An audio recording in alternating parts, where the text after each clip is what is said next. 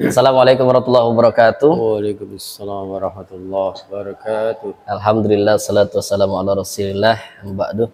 Teman-teman sekalian yang dirahmati Allah Subhanahu wa taala, khususnya buat sahabat MGR TV dan juga Muklis Channel yang mudah-mudahan senantiasa diberikan keberkahan oleh Allah. Kami ucapkan terima kasih untuk teman-teman yang sudah membantu atau mendukung channel ini.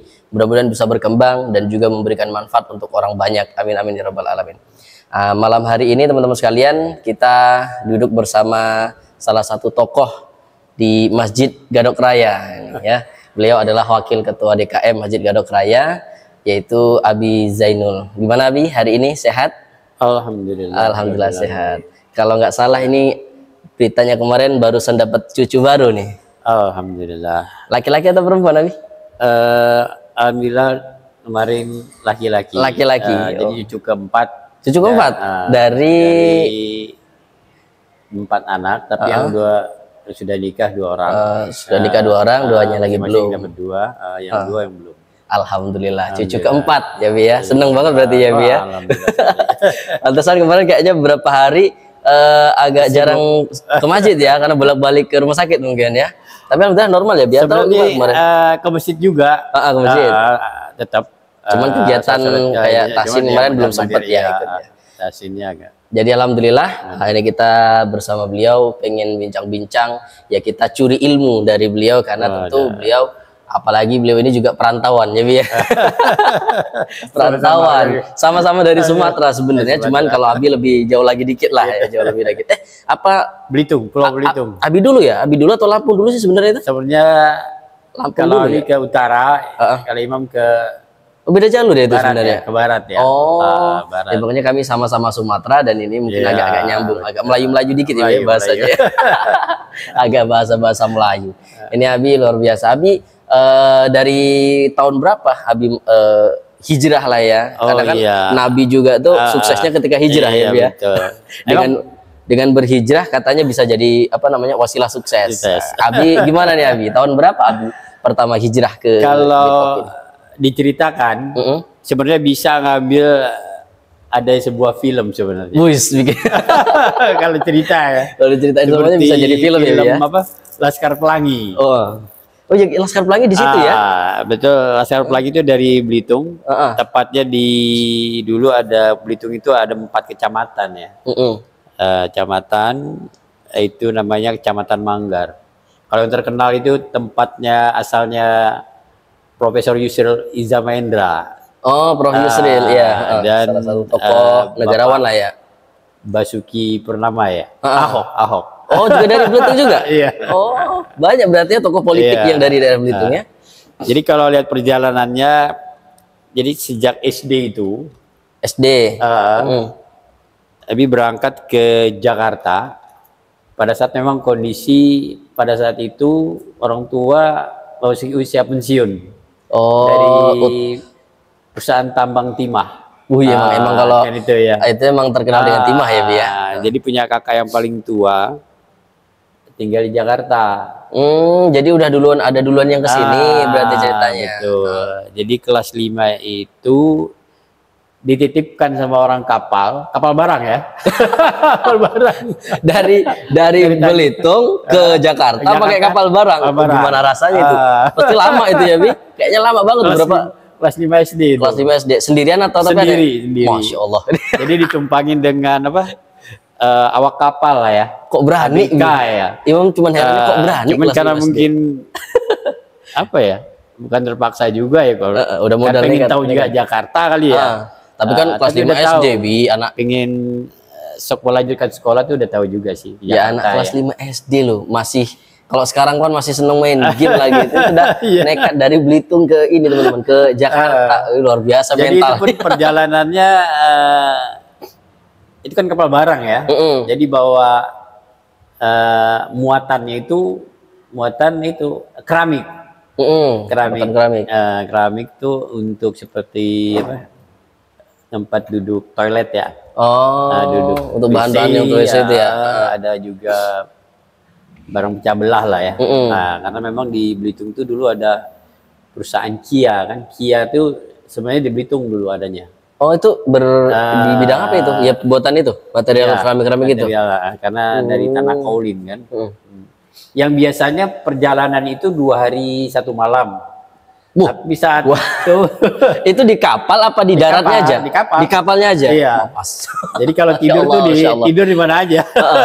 Masya Allah, jauh banget Mana ya. aja. 2 hari 1 malam. Nah kebetulan perjalanannya enggak 2 hari semalam, jadi 5 hari. Loh, Karena memang di tengah laut itu di terpa badai lah. buruh. Badai, jadi sempat berlindung di dekat pulau gitu, sebuah pulau gitu. Ada pulau ya. Pulau kecil. Jadi itulah kisah perjalanannya ke Jakarta. 5 hari. Ah, Lah itu jadi- makannya gimana? Makan memang ikut ABK jadinya. Oh gitu, ikut ABK. Karena Apa emang ada saudara juga di ABK-nya itu? Enggak. Kebetulan kenalan orang tua itu banyak orang-orang Flores. Oh. Orang Flores itu rata-rata emang kerjanya di anak buah kapal ya, anak buah Iya, kapal. di ABK. Jadi di rumah dulu itu memang tempat ada dekat rumah itu ada sebuah makamnya orang Nasrani. Terus ada mesnya. Iya. Nah kebetulan mereka itu makannya di rumah. Kalau makan di rumah. Oh, kalau makan di rumah Abi gitu, orang tua ya. Jadi salah satu ABK itu ya dititipkan dengan ABK. Namanya masih ingat. Cornelis namanya. Oh. Alhamdulillah, tapi 5 hari perjalanan ada badai segala macam sampai ke sini. Tapi Masih udah ingat, itu trauma nggak, Bi?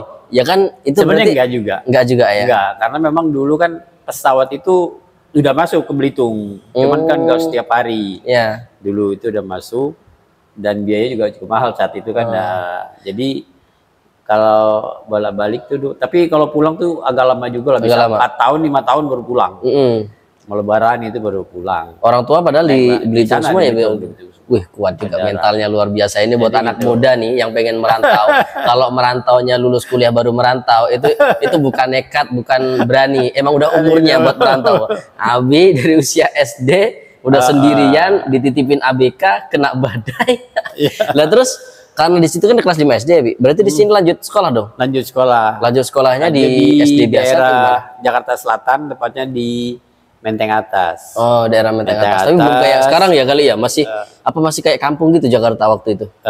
Dulu masih udah ada sih jalan gang tuh udah ada. Udah ada. Proyek gubernurnya dulu Ali Sadikin. Jadi namanya proyek Jalan Husni Tamrin ya. Ali Sadikin. Jadi jalan gang tuh udah ada. Di Tapi masih hijau ya Jakarta mungkin tahun itu ya. Tahun berapa itu? dulu. Bi? Masih inget tahun berapa itu? 73 kalau salah. 73. 74 lah. Pernah emang lihat di 74 video-video kayak video-video lawas gitu ya, pada video lawas itu. 74. Emang lihat tuh kayaknya masih hijau, masih Hijau, Ciliwung tuh kayaknya masih bersih, masih iya. dipakai mandi gitu. Ya. Jadi daerah persisnya tuh di Kecamatan Setiabudi ya. Oh ya, Sekarang Setiabudi. disebut Kuningan kan. Nah, Sekarang itu dulu udah Kuningan tuh masih pusat banget tuh. perkampungan.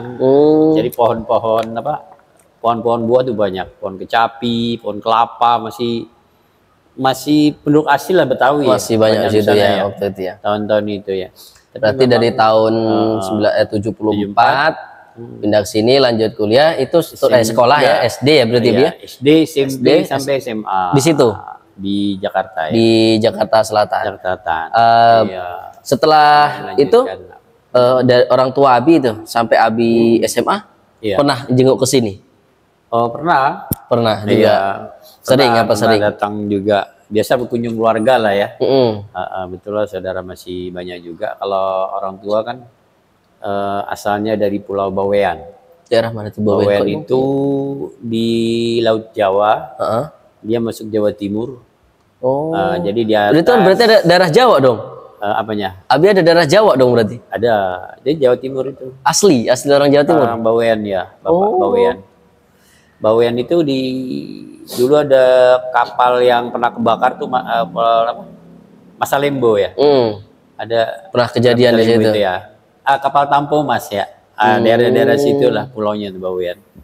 Itu penduduknya memang Muslim semua daerah situ. Oke, teman-teman sekalian. Nah, ini kita tadi udah cerita sama Abi perjalanan beliau dari Belitung sampai ke sini, kemudian sekolah dan segala macamnya. Nah, kemudian Bi, Imam pengen tanya nih, kan Imam ini di sini termasuk banyak dapat ilmu dari Abi tentang berorganisasi lah gitu ya, berorganisasi. Kalau boleh tahu Abi dulu di masa mudanya itu aktif di kegiatan organisasi apa, Abi? Sebenarnya basicnya sih dulu kerja sih ya. Oh, kerja sebelumnya kerja di sebuah rumah sakit. Kebetulan di administrasi, jadi di manajemen rumah sakit lah gitu. Dan pernah juga ikut pelatihan lah kaitan dengan apa, manajemen medis rumah sakit ya, administrasinya ya. Tapi ya jadi, itu pasti sama aja kan ya, sama semua aja. Jadi program-program kegiatan rumah sakit itu bisa agak memahami sedikit lah. Artinya masalah. Berapa tahun Abi di rumah sakit? Sakit itu hampir 15 tahun. Ada 15 tahun ya. Awet banget ya, 15 tahun, Masya Allah. 15 tahun di rumah sakit daerah mana tuh waktu itu? Dulu di Tugu Ibu, masih Tugu Ibu. Di Tugu Ibu sini berarti ya. Oh, berarti udah lama ya berarti Tugu Ibu ini ya. Udah lama. Berarti udah 15 tahun. Setelah 15 tahun emang berkecimpung di apa namanya, pengadministrasian ya, lagi di rumah sakit. Terus setelah itu jadi karir lah istilahnya ya. Karir jadi banyak ya, sering mengikuti rapat-rapat lah, jadi gitu. Rapat-rapat, pengumpulan data, seperti menganalisa data, kan gitu kan.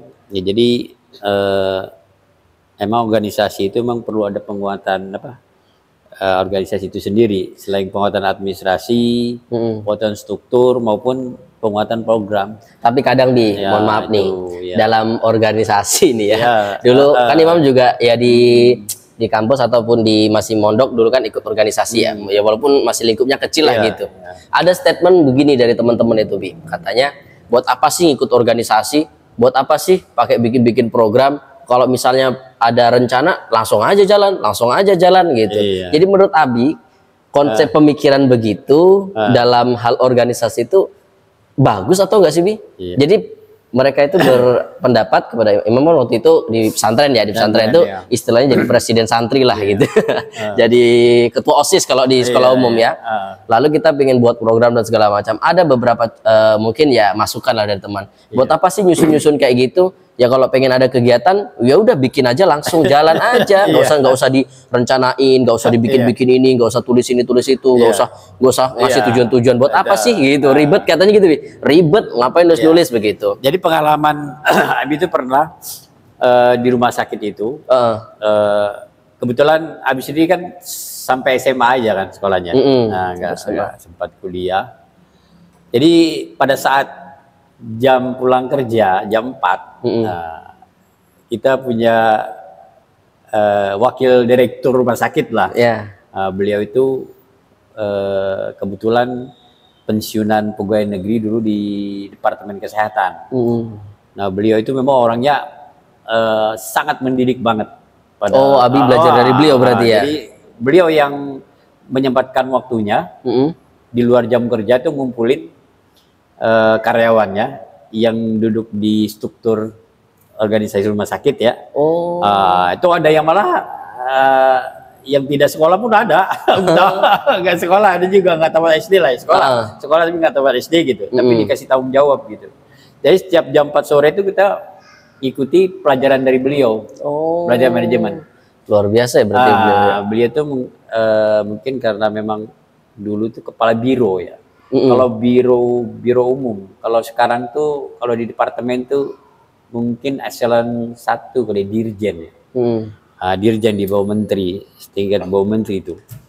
Beliau orang Sulawesi, orang Selatan, orang Tegas juga. Tapi yang hebat itu memang itu mau mendidik orang. Jadi bukan kita yang minta, tapi beliau yang ngumpulin yang ngajarin untuk ngajarin masalah manajemen ya. Beliau cukup terkenal di Depkes itu juga karena memang anak-anak buahnya itu memang banyak yang disekolahkan beliau itu. Luar negeri mana gitu. Itu memang loyal banget ya beliau. Bapak Muhammad Jafar. Ya. Masih ada beliau sampai sekarang atau udah meninggal dah. Allah maafkan, semoga Allah ya jadikan beliau husnul khatimah. Amin. Jadi ada yang dikembangkan beliau itu dulu mungkin POAK ya.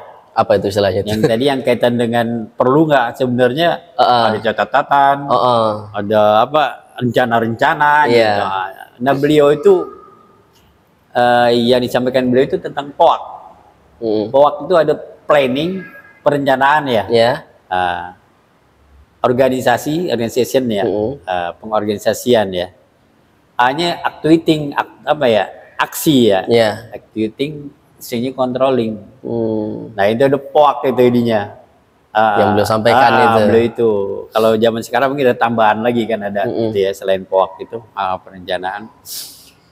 Jadi kita bekerja itu kebetulan Abila ya bagian pengumpulan data. Jadi semua data dasar itu memang kami kumpulin. Data dasar tuh banyak kan? Bentar. Data dasar. Abi, maaf ya Bia, bukan ini. Abi kan lulusan SMA waktu itu. Terus Abi dikasih tugas yang kayak gitu. Itu awal-awal gimana? Ngerasa berat nggak tuh? Atau enjoy aja bawaannya? Sebenarnya enjoy juga sih ya. Enjoy aja ya. Karena mungkin udah keseharian juga. Udah begitu. Gitu. Pelan-pelan gitu. Jadi data dasar itu angka banyak. Data dasar kan yang berupa angka gitu. Ada juga yang berupa kata atau kalimat ya. Tapi yang data dasar itu dasar angka. Kalau jumlah orang yang sakit, yang datang ke rumah sakit itu berapa orang sih sehari? Misalnya seperti itu. Pasien baru berapa orang? Pasien lama berapa orang? Nyatat semua itu catat gitu ya. Yang datangnya dari mana, asal dari mana itu tahu juga tuh, harus tahu.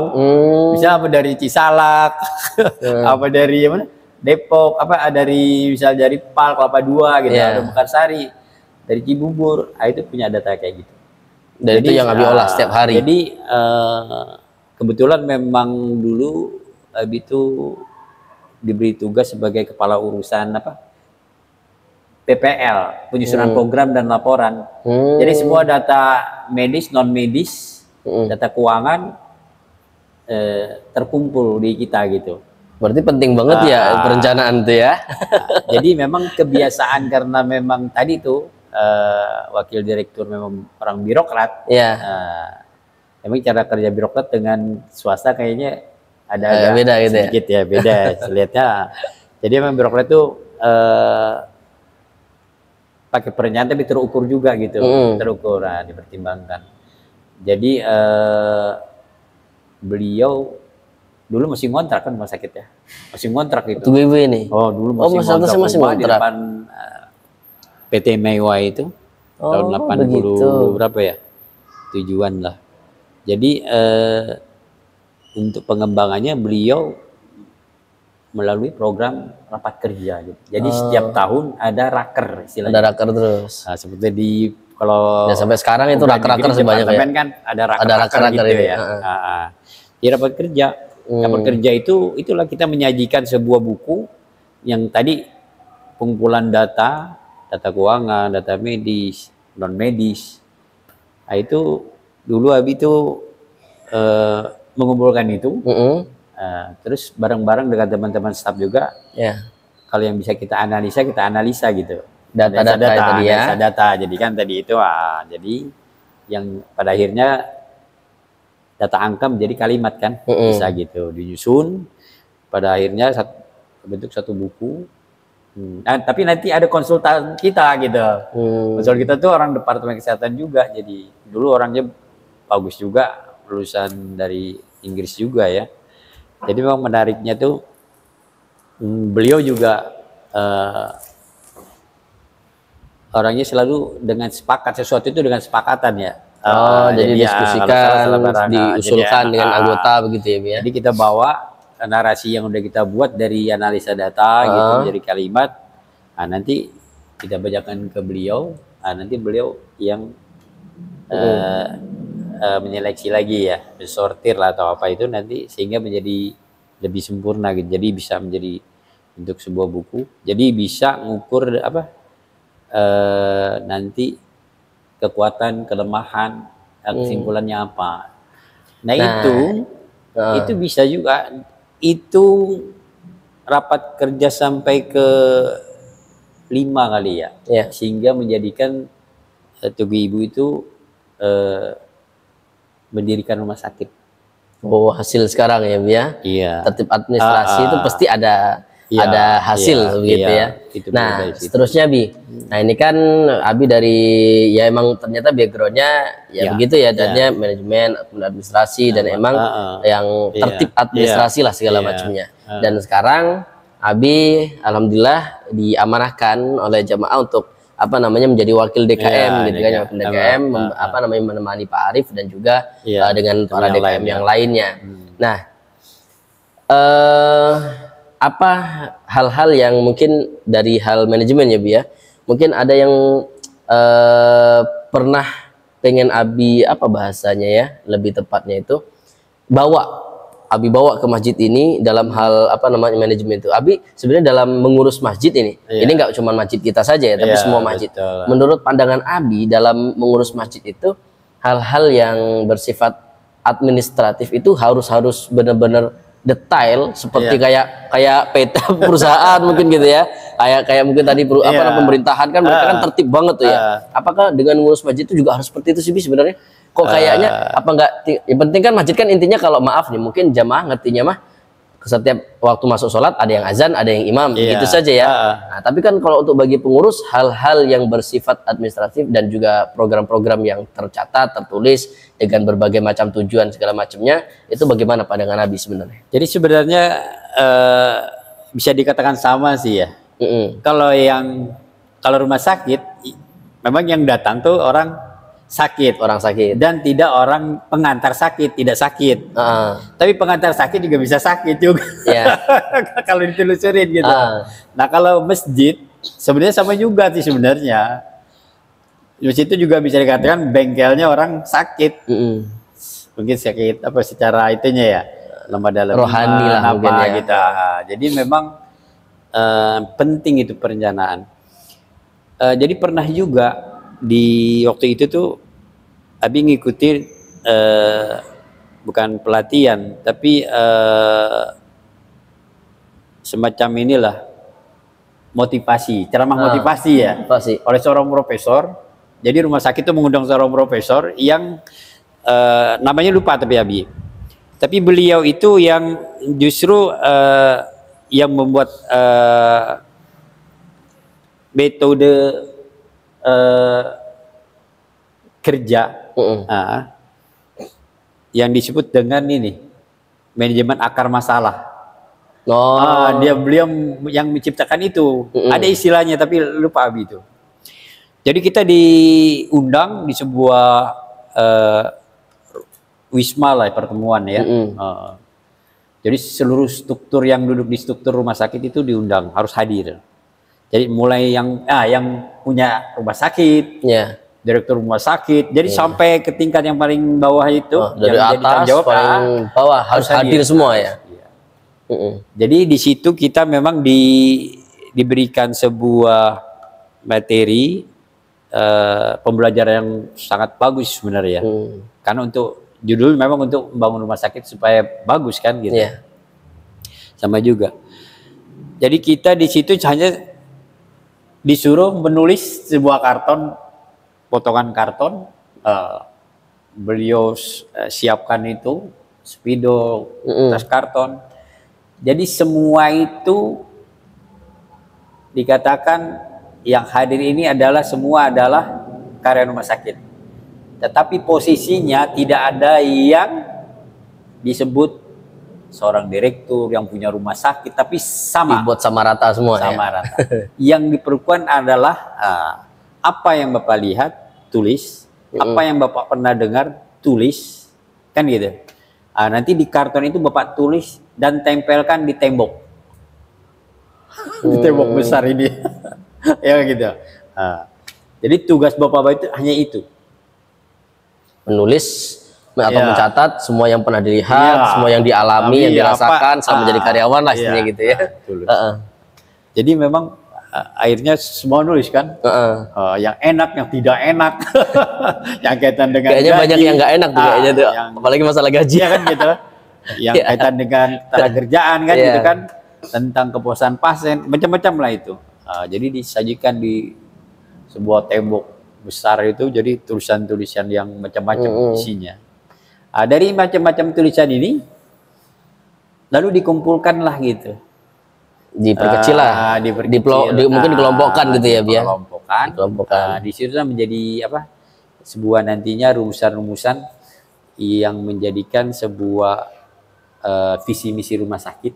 Goalnya mau apa sih? Oh, jadi dari visi misi rumah sakit ini berangkat dari apa yang masalah, dari yang diusulkan atau yang diceritakan langsung dari akar masalah. Tapi itu karena kan pada umumnya ini biasanya ya, Bia, jadi harus punya keberanian di situ. Pada umumnya kan visi misi itu dibuat oleh kepala gitu kan ya, entah itu direktur, entah itu ketua yayasan kalau di yayasan, entah itu kepala sekolah kalau di kepala sekolah, entah itu ketua RT kalau di RT misalnya gitu ya.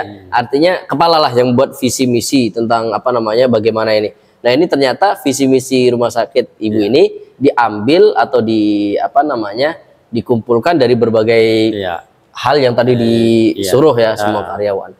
Oh, itu kayaknya cakep juga tuh kalau misalnya dibuat atau diaplikasikan di masjid tuh, Bi. Kan sama. Jadi sih masjid ini sepi gitu ya, Bi ya? Emang catatan harus ada keberanian untuk mengutarakan itu. Jadi nggak boleh nggak enakan ya, Bi. Karena memang akar persoalan misalnya ada masalah atau di rumah sakit atau di masjid atau di mana tempat lah ya. Iya, semuanya. Akar persoalannya harus punya keberanian mengangkat persoalannya. Akar masalahnya apa harus berani. Jadi nggak boleh ada yang ketahan, karena kalau itu nanti akan merubah kan ininya. Jadi itu bagus sebenarnya. Pokoknya kalau masjid bisa melakukan itu, pasti nanti ujungnya nanti ada penguatan di organisasi, penguatan di sumber daya orang, penguatan struktur, penguatan program gitu. Nah itu. Jadi mungkin ya kalau kita lihat ya, biar misalnya nih, ada beberapa masjid yang punya kasus nih ya, pernah kita lihat masjidnya besar, jamaahnya nggak ada. Jamaahnya ada, programnya sedikit. Programnya banyak, kasnya nggak ada. Itu kasnya banyak, pengisinya yang nggak ada. Itu misalnya imamnya nggak ada, kemudian pemateri ceramahnya juga nggak ada, macam-macam sekali, macam-macam lah pokoknya banyak sekali. Dan mungkin cara yang pernah diajarkan siapa tadi? Pak siapa tadi? Pak Muhammad Jafar. Pak Muhammad Jafar tadi luar biasa kalau diaplikasikan ya, entah itu di masjid atau dimanapun ya, Bi ya. Artinya kita akan lihat tuh setiap orang kan pasti berkomentar ya.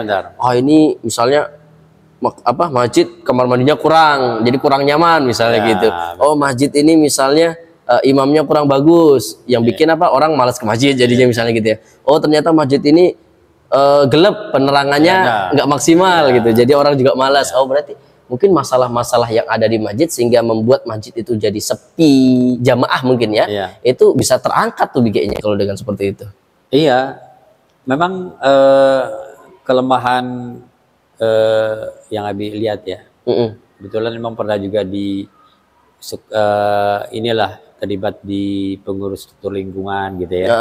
Di tingkat bisa di RW, bisa di RT, bisa di kelurahan juga. Ya mungkin beberapa pengalaman yang Abi pernah berorganisasi dimanapun lah ya intinya ya. Memang kelemahan kita ini kepada persoalan manajemen. Ya, secara umum secara umum semua berdasarkan pengalaman Nabi ya itu ya. Pertama yang sangat perlu itu masalah kepemimpinan sebenarnya juga pada akhirnya. Leadership. Leadership itu. Jadi pemilihan leadership itu kalau di masjid atau rumah sakit kan, kalau di rumah sakit bisa penunjukan ya. Tunjuk langsung. Kalau di masjid bisa dari musyawarah jamaah kan gitu atau penunjukan kalau dia betulnya yayasan kan gitu. Kalau di RT RW ada aturan main yang ditetapkan oleh pemerintah ya. Cuman memang kita terkadang ada kealpaan di dalam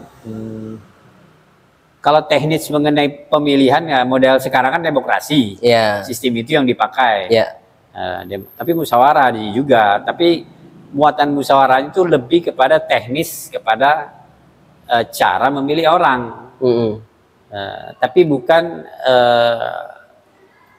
membuat sebuah aturan main yang kaitannya yang ideal sebagai pemimpin itu apa sih sebenarnya? Oh, lebih ke cara memilih, tapi bukan sosok yang dipilih. Iya, gitu ya. Agama pun ada rujukan kan gitu. Iya. Kalau pemimpin itu tuh harus memang orang-orang yang punya kapasitas lah bahasa kita gitu ya. Kompeten di bidang Bukan itulah. betul. Asal jangan kepengenan misalkan gitu kan. Asal maunya aja. Ya seperti sahabat-sahabat Nabi lah. Kan Bersahabat gitu. Nabi mereka bukan kan, karena pengen tapi karena kan tunjuk gitu. Kan. Tapi tunjuk dulu terukur kan gitu. Iya. Gitu. Punya standar lah istilahnya. Yang lemah. Sehingga kaitan dengan apa? Persoalan sosial masyarakat. Kaitan dengan remaja, kenakalan anak-anak, kan gitu. Yang umumnya sekarang itu agak sulit diatasi kan gitu. Karena memang tadi kemampuan kita untuk mencari jalan keluar itu agak sulit juga manakala pengurus lingkungannya belum sampai kepada pemikiran-pemikiran yang lebih ini kan. Yang tadi kepemimpinan ideal itu seperti apa sih? Ya, ada beberapa tempat juga masalah, benar. Masalah yang ada sehingga dia merumuskan sesuatu itu bisa menjadi sebuah aturan main sehingga bisa disepakati bersama. Ada kan ya seperti itu. Masalah yang Abi sebutkan tadi itu ya, Imam juga pernah melihat di suatu tempat juga demikian. Dipilihnya dia itu bukan karena dia punya punya standar yang layak jadi pemimpin, bukan, tapi karena dia dikelilingi oleh, maaf ya, dengan tanda kutip jagoan lah gitu, preman, sehingga ya orang mau nggak mau harus pilih dia, kalau nggak misalnya diancam tuh misalnya begitu. Ada tuh tempat yang demikian juga yang mungkin kita nggak akan sebutkan, sehingga apa akhirnya pemimpin itu ya dipimpin, daerah itu dipimpin oleh orang yang sebenarnya nggak layak, karena dia nggak, mungkin yang habis sebutkan tadi salah satunya dia tidak tahu sih bagaimana memanajemen sesuatu gitu ya. Dan mungkin jangankan untuk manajemen orang banyak, mengurus orang banyak lah istilahnya, mengurus program dia sendiri pun mungkin bingung gitu. Nah, berarti ya apa ya, Imam bisa tarik kesimpulan dari apa yang Abi sampaikan tadi, bahwasanya masalah organisasi dan unsur-unsur yang ada dalam organisasi nggak bisa disepelekan banget ya, Bia, nggak bisa disepelekan banget, dan emang harus ada kerjasama dan sama-sama bekerja sepertinya. Makanya banyak kepengurusan di dalam kepemimpinan ya dalam sebuah organisasi.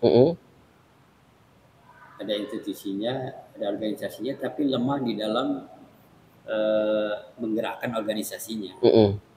Misalnya kan gitu.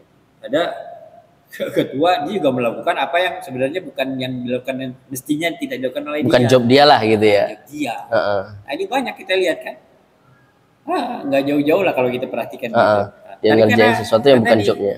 Karena memang belum masuk ke area tadi penguatan manajemen kaitan dengan penguatan sumber daya orangnya.